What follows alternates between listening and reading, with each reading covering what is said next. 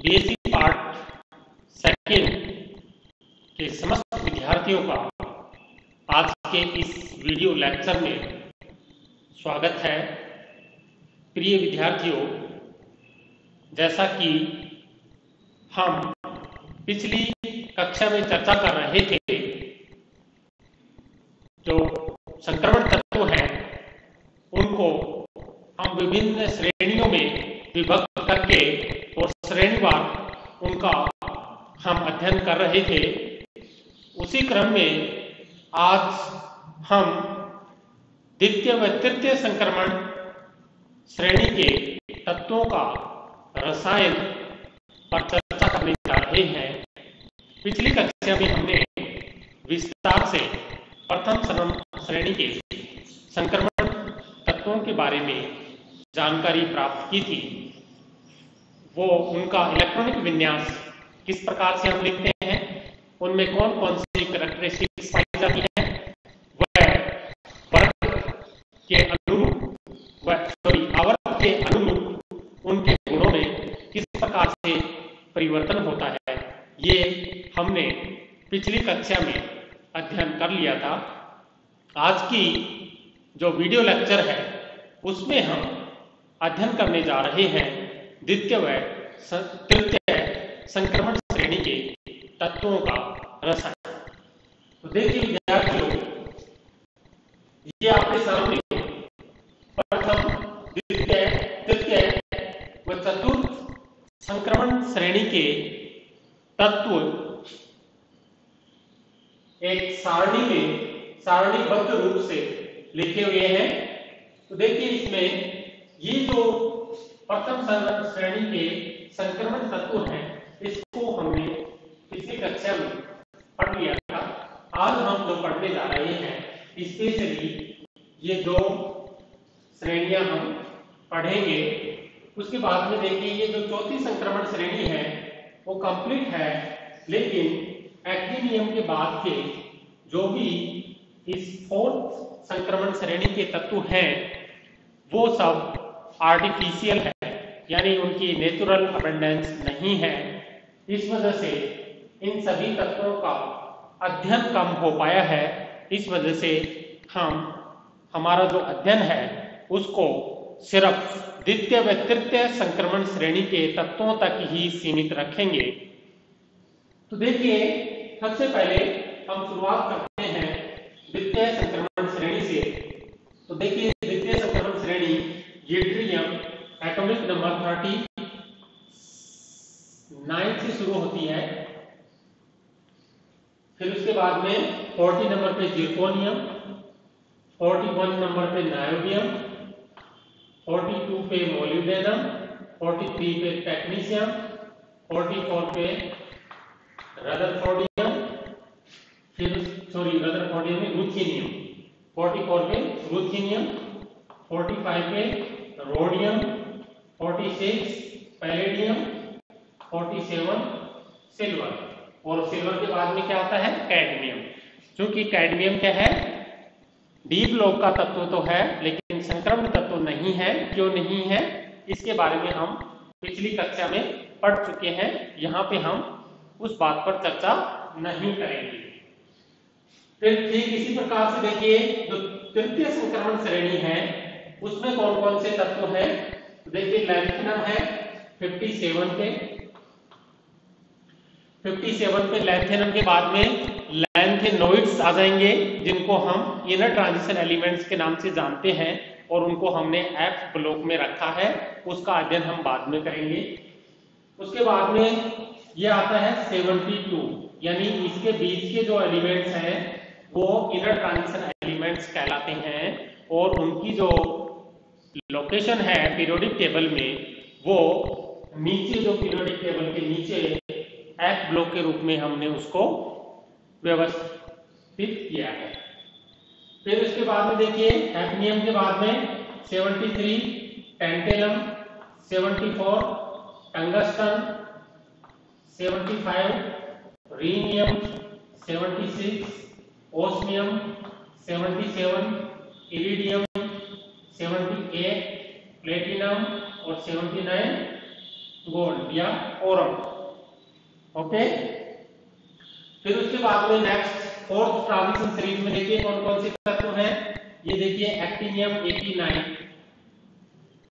Okay, फिर उसके बाद में 90 थोरियम से लेकर के और लोरेंशियम तक यानी 103 तक के जो एलिमेंट्स हैं उनको 5F यानी जो लैंथेनाइड सॉरी एक्टिनाइड्स हैं एक्टिनोइड्स हैं उनको हमने 4F श्रेणी जिसको हम कहते हैं F ब्लॉक में रखा है और उसका अध्ययन भी हम उस F ब्लॉक का जब हम अध्ययन करेंगे उसके साथ में ही इनका हम अध्ययन करेंगे।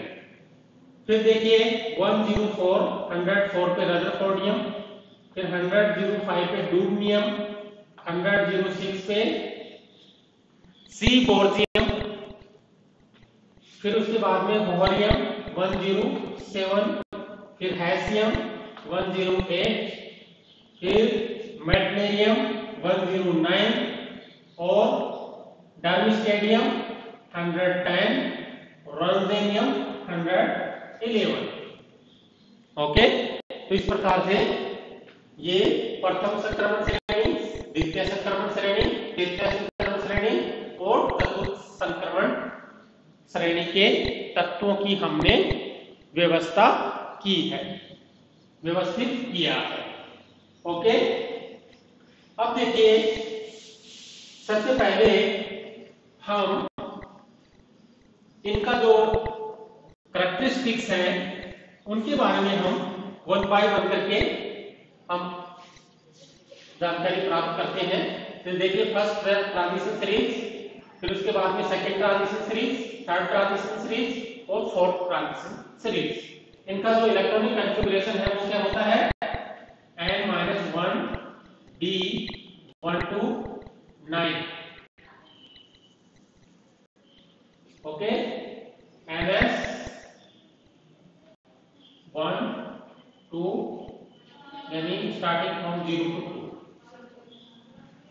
ये इनका कॉमन इलेक्ट्रॉनिक कॉन्फ़िगरेशन हो गया है। तो 1 बाय 1 करके हम क्या करेंगे, इनकी जो प्रॉपर्टीज हैं physical as well as chemical जो प्रॉपर्टीज हैं उनका हम अध्ययन करेंगे। ओके, तो सबसे पहले देखिए नंबर 1 पे क्या आता है, मेटेलिक रेडियस यानी धात्विक त्रिज्या। धात्विक त्रिज्या सबसे पहले हम इनकी इंडिविजुअल कैरेक्टरिस्टिक्स पढ़ेंगे और जो एक पीरियड है उसके अकॉर्डिंग इनकी प्रॉपर्टीज में किस प्रकार से परिवर्तन आता है उसका हम अध्ययन करेंगे। तत्पश्चात हम जो प्रथम संक्रमण श्रेणी, द्वितीय संक्रमण श्रेणी और तृतीय संक्रमण श्रेणी के तत्वों में इन प्रॉपर्टीज में किस प्रकार से परिवर्तन आता है, किस प्रकार से वेरिएशन आता है, इसके बारे में हम अध्ययन करेंगे।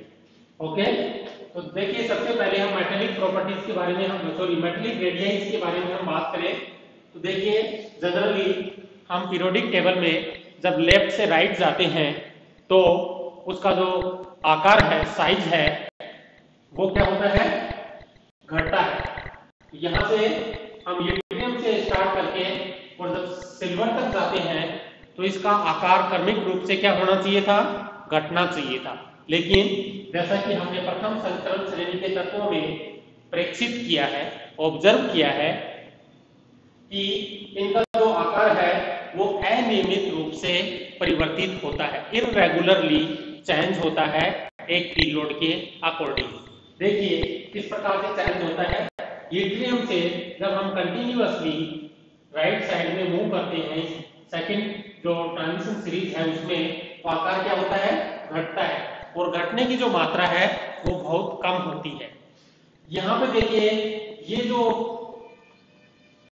लास्ट वाली जो है रोडियम है, पैलेडियम है, सिल्वर है, इनका आकार लगभग कांस्टेंट हो जाता है, यानी परिवर्तन जो कम परिवर्तन हो रहा था वो परिवर्तन भी बंद हो जाता है और उसके बाद में इनका आकार सिल्वर के बाद में क्या आएगा, कैडमियम। कैडमियम का आकार क्या होता है, बढ़ जाता है।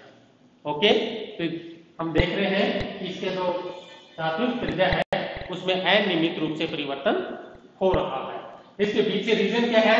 इसके पीछे रीजन स्पष्ट है कि जैसे जैसे हम n-1 d ऑर्बिटल में इलेक्ट्रॉन्स जोड़ते जाते हैं तो n-1 d इलेक्ट्रॉन्स में n-1 d ऑर्बिटल में जो इलेक्ट्रॉन है वो आउटरमोस्ट ऑर्बिटल में उपस्थित इलेक्ट्रॉन्स को प्रतिकर्षित करते हैं, जिसके परिणाम स्वरूप क्या होता है? उसका आकार बढ़ जाता है।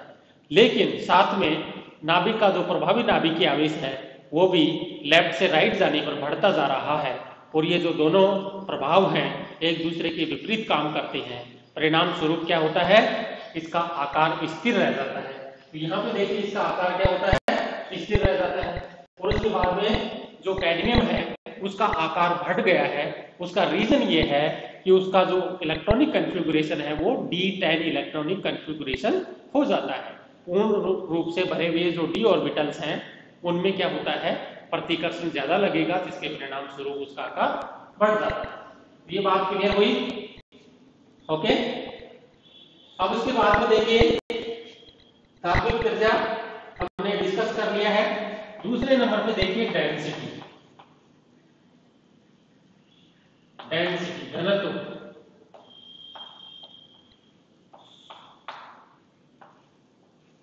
जो द्वितीय संक्रमण श्रेणी, ये सेम बात हम धात्विक त्रिज्या हम ये जो तीसरी संक्रमण श्रेणी है इसके बाद इसकी भी धात्विक त्रिज्या पे हम एक बार चर्चा कर लेते हैं।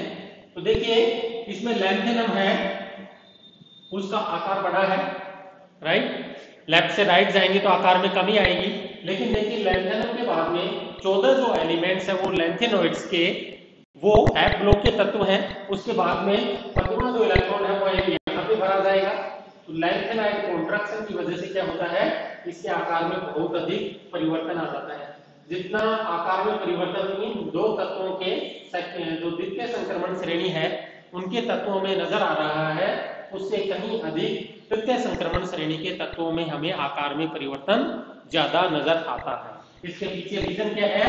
लैंथेनाइड कॉन्ट्रैक्शन है, क्योंकि जो लैंथेनम है उसके बाद के जो 14 एलिमेंट्स हैं जिनको हम लैंथेनोइड्स कहते हैं वो आने की वजह से जो एलिमेंट्स हैं उनका प्रभावी नाभिकीय आवेश बहुत अधिक बढ़ जाता है।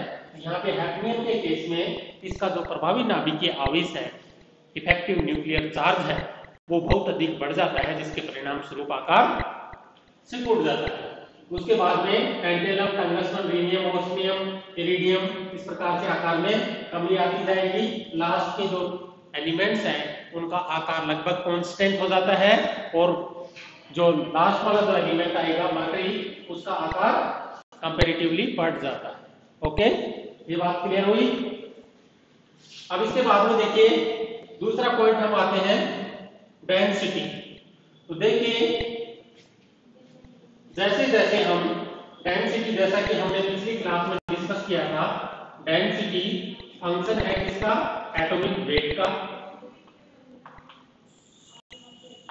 एटॉमिक वेट, और इसके अलावा उसका साइज और प्लस पैकिंग, यानी जो किसी भी तत्व का जो घनत्व है इन तीन बातों से संबंधित है। उस तत्व का एटॉमिक वेट कितना है, उसका साइज कैसा है, और उसकी जो परमाणु है उसका जो क्रिस्टल है उसमें परमाणुओं की पैकिंग या व्यवस्था किस प्रकार की है। अगर कॉम्पैक्ट पैकिंग होगी तो क्या होगा? घनत्व का मान ज्यादा होगा। अगर एटॉमिक वेट ज्यादा होगा तो क्या होगा? घनत्व भी ज्यादा होगा। तो यहाँ पे देखिए जो द्वितीय और तृतीय संक्रमण श्रेणी के तत्व हैं उनके घनत्व की अगर हम बात करें, इनका घनत्व बहुत अधिक होता है। इसका रीजन क्या है? देखिए इसका रीजन क्या है? जैसे जैसे हम लेफ्ट से राइट जाते हैं तो क्या होता है? घनत्व के मान में वृद्धि होती जाती है, और वृद्धि होने का कारण क्या है? इनका जो एटॉमिक वेट है वो बढ़ता चला जाता है, क्योंकि घनत्व का संबंध साइज से भी है। तो जिस प्रकार से अभी हमने फर्स्ट पॉइंट में डिसाइड किया है कि इनकी जो मेटेलिक रेडियई है उसमें रेगुलर परिवर्तन देखने को नहीं मिलता है, इररेगुलर परिवर्तन हमें देखने को मिलता है। तो ठीक उसी प्रकार से घनत्व में भी हमें इररेगुलरिटी नजर आती है। क्रमिक रूप से लगातार घनत्व का मान बढ़ता या घटता नहीं है। इस डेंसिटी के मान में जिस प्रकार से हमने त्रिज्या के मान में परिवर्तन देखा, डेंसिटी के मान में भी उस प्रकार के परिवर्तन हमें नजर आते हैं। अब हम तृतीय संक्रमण श्रेणी के तत्वों की घनत्व की बात करें तो पूरी पीरियोडिक टेबल में ये जो तृतीय श्रेणी के संक्रमण तत्व हैं, इनका घनत्व आपको पूरी पीरियोडिक टेबल में सबसे अधिक नजर आएगा। जैसा कि आप जानते होंगे, ओस्मियम और इरिडियम जो एलिमेंट है, जो धातुएं हैं, मेटल्स हैं, ट्रांजिशन एलिमेंट्स हैं, उनका घनत्व पूरी पीरियोडिक टेबल में सर्वाधिक होता है। इसका रीजन क्या है?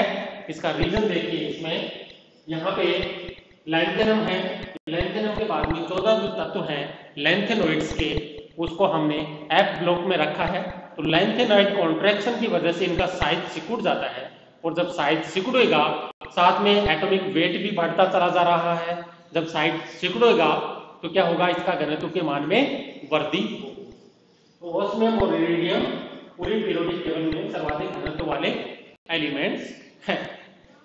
ओके, ये बात क्लियर हुई। इसके अलावा प्लेटिनम का घनत्व भी बहुत है, गोल्ड का घनत्व भी ज्यादा है, और जो मरकरी है वो लिक्विड स्टेट में है, फिर भी उसका घनत्व बहुत अधिक है, यानी वो भारी तत्व है, हैवी मेटल्स के अंतर्गत वो काउंट होता है। ओके, फिर इसके बाद में तीसरा पॉइंट देखिए, इसमें इनकी हार्डनेस देखिए।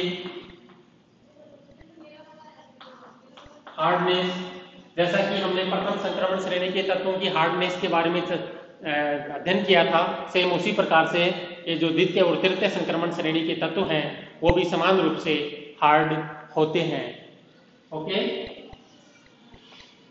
चौथा पॉइंट देखिए, इनका जो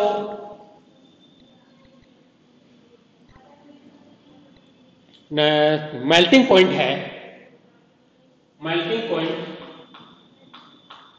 वो देखिए, मेल्टिंग पॉइंट क्या होता है? अगर किसी एलिमेंट में अगर हम किसी धातु का क्रिस्टल लें और उस क्रिस्टल में परमाणु की व्यवस्था देखें, उन परमाणु के बीच का आकर्षण देखें, तो परमाणु के बीच में आकर्षण जितना ज्यादा होगा वो जो धात्विक बंध है वो उतना ही मजबूत होगा। उस बॉन्ड को तोड़ने के लिए हमें अधिक एनर्जी प्रोवाइड करवानी पड़ेगी, जिसके परिणाम स्वरूप उस तत्व का घनत्व, उस धातु का घनत्व क्या होगा? उस धातु का जो मेल्टिंग पॉइंट है वो क्या होगा? अधिक होगा। ओके, तो यहाँ पे देखिए, अगर हम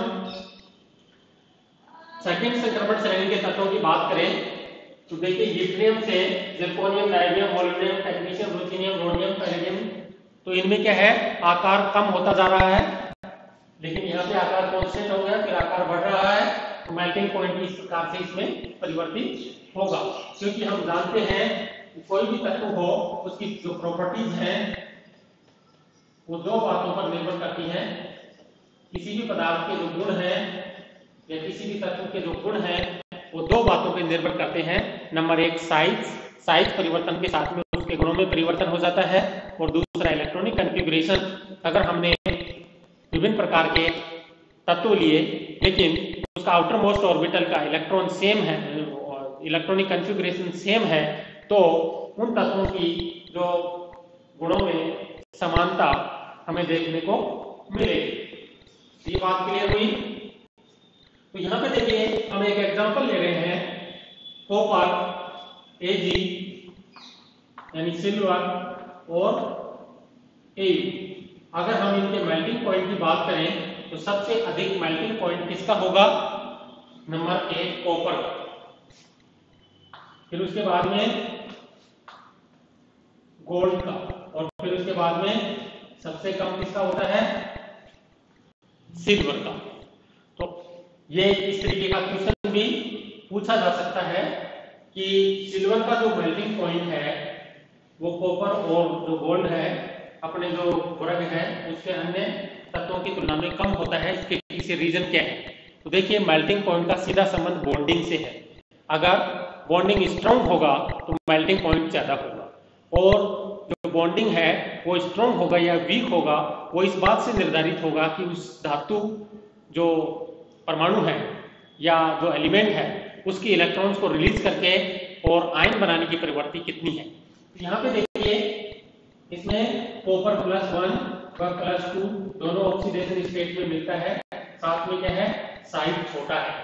फिर उसके बाद में ये जो ओरम है वो +2 और +3 में भी मिल सकता है, +2 में भी मिल सकता है, और सिल्वर है वो +1 में भी मिल सकता है, +2 में भी मिल सकता है। ओके, तो यहाँ पे देखिए इसके जो ज्यादातर जो कंपाउंड है +1 और +2 के मिलेंगे, तो इसका जो ऑक्सीडेशन स्टेट है वो क्या है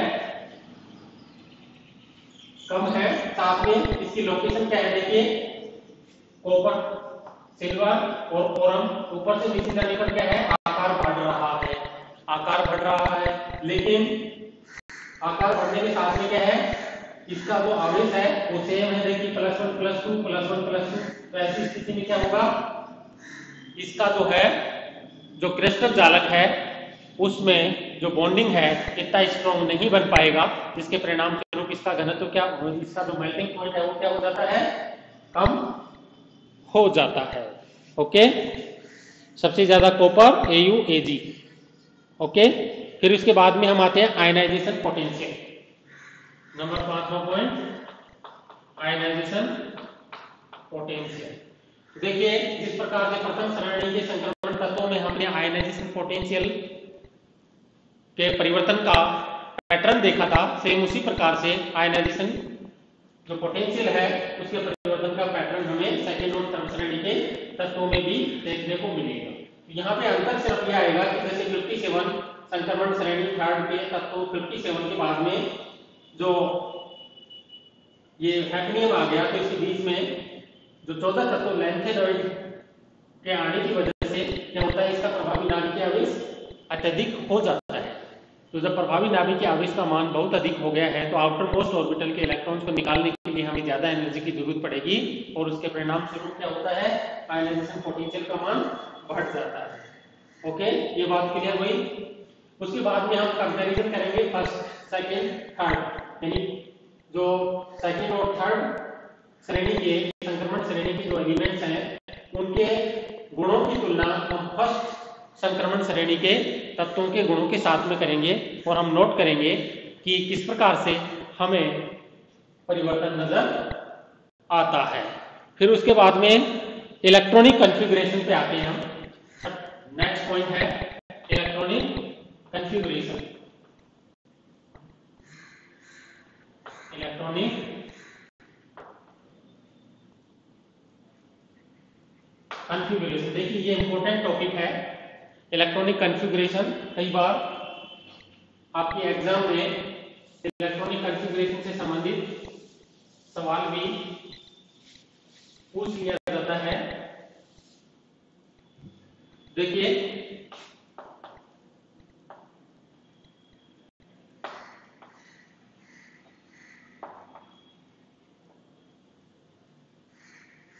इलेक्ट्रॉनिक कॉन्फ़िगरेशन, इलेक्ट्रॉनिक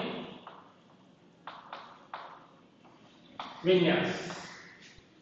ओके, तो सबसे पहले हम जो द्वितीय श्रेणी के जो संक्रमण तत्व हैं उनका इलेक्ट्रॉनिक विन्यास डिस्कस करते हैं। उसके बाद में हम तृतीय संक्रमण श्रेणी के तत्वों का इलेक्ट्रॉनिक विन्यास डिस्कस करेंगे। ओके, देखिए सबसे पहले हम कहां से शुरू करते हैं यट्रियम से। देखिए यट्रियम, फिर उसके बाद में zirconium, niobium, molybdenum, technetium, ruthenium, rhodium, palladium और सिल्वर Ag। देखिए यट्रियम, इसका इलेक्ट्रॉनिक कॉन्फ़िगरेशन क्या हो जाएगा क्रिप्टॉन, और फिर उसके बाद में क्रिप्टॉन के बाद में क्या आएगा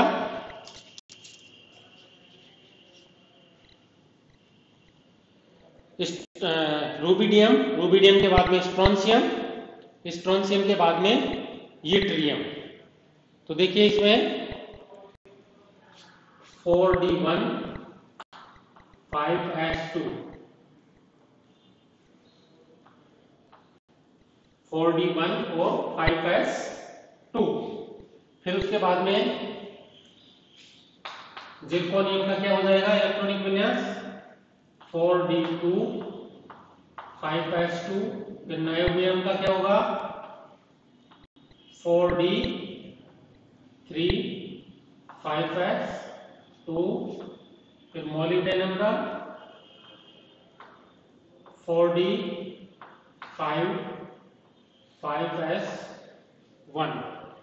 अब इसमें देखिए आप क्या नोट कर रहे हैं, एक चीज नोट कर रहे होंगे कि 4d4 के बाद में सीधे इलेक्ट्रॉनिक विन्यास क्या हो गया है 4d5 हो गया है। ओके, इस पे हम चर्चा करते हैं ऐसा क्यों है। ये टेक्नीशियम का है 4d5 5s2। रुथेनियम का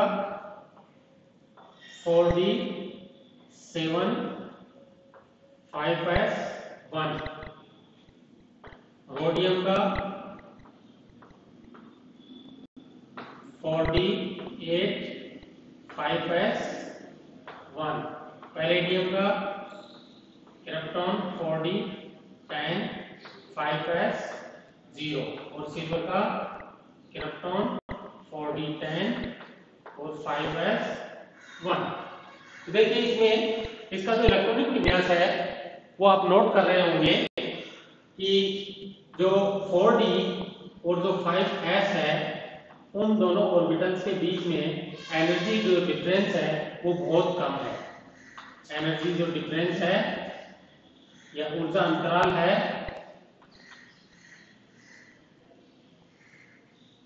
वो बहुत कम है। इस वजह से क्या होता है इलेक्ट्रॉन 5s से 4d में इजी वे में शिफ्ट हो जाते हैं, क्योंकि 4d की एनर्जी क्या है 5s की तुलना में कम है, लेकिन इतनी कम भी नहीं है, लगभग कंपेरेबल है। तो ऐसी स्थिति में इलेक्ट्रॉन्स क्या होंगे यहां से यहां पे जंप कर जाते हैं। तो इस प्रकार से हमें इलेक्ट्रॉनिक विन्यास प्राप्त होता है। ओके, अब देखिए इसमें इनका जो 4d 5s ऑर्बिटल्स हैं उनका अगर हम एटॉमिक नंबर बढ़ने के साथ में ऊर्जा के बीच में ऊर्जा परिवर्तन के बीच में अगर हम ग्राफ प्लॉट करें तो ग्राफ कुछ इस प्रकार से आता है। तो देखिए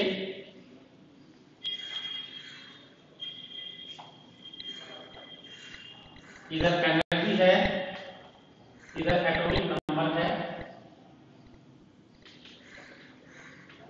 यहां से हम शुरू करेंगे 37 38 39 40 41 42। देखिए ये यहां से हमारा क्या है संक्रमण तत्व स्टार्ट हो रहे हैं। 39 पे क्या है जो सेकंड संक्रमण श्रेणी है उसका प्रथम जो तत्व है वो लिथियम यहाँ पे। अब इसमें देखिए सबसे जो कम एनर्जी है वो होगी 5s की। यहाँ पे देखिए सबसे कम एनर्जी 5s की होगी, फिर होगा 5p होगा, फिर 4d होगा। यहाँ पे देखिए 5s है, फिर ये 5p है और ये क्या है 4d है।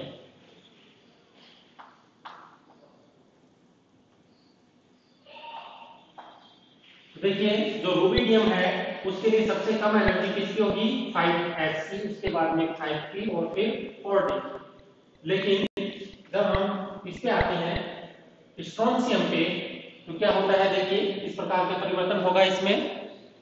तो ये जो है इसकी एनर्जी क्या होगी डिक्रीज होगी। ओके, इस प्रकार से डिक्रीज होगी और इसकी एनर्जी भी क्या होती है इस प्रकार से डिक्रीज होती है। ओके, और फिर उसके बाद में इस प्रकार से परिवर्तित होती है और इसकी इस प्रकार से परिवर्तित होगी और क्योंकि इसकी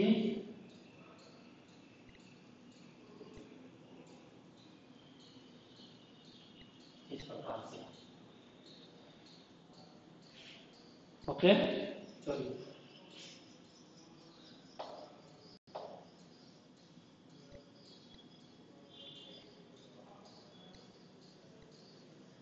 इस प्रकार से देखिए, इस प्रकार देखिए ये जो स्ट्रोंशियम है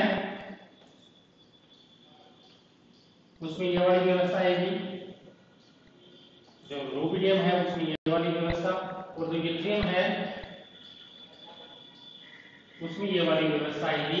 यानी 5s की जो एनर्जी है वो सबसे कम है, फिर है 4d की एनर्जी, और उसके बाद में ये 5p की एनर्जी। यहाँ पे देखिए जब हमने इलेक्ट्रॉनिक कॉन्फ़िगरेशन इसका देखिए इलेक्ट्रॉन भरना शुरू किया है यट्रियम के केस में, तो सबसे कम एनर्जी किसकी है 5s, यानी ये ऑर्बिटल सबसे पहले भरेगा, उसके बाद में कौन सा भरेगा 4d भरेगा। तो देखिए लेकिन उसके बाद में जब इलेक्ट्रॉन्स इसमें भरते चले जाते हैं, d ऑर्बिटल में इलेक्ट्रॉन्स भरते चले जाते हैं, तो ऐसी स्थिति में क्या होता है इन दोनों की एनर्जी लगभग बराबर सी होती चली जाती है। ये कौन सा है 5s है, ये 4d है और ये 5p है।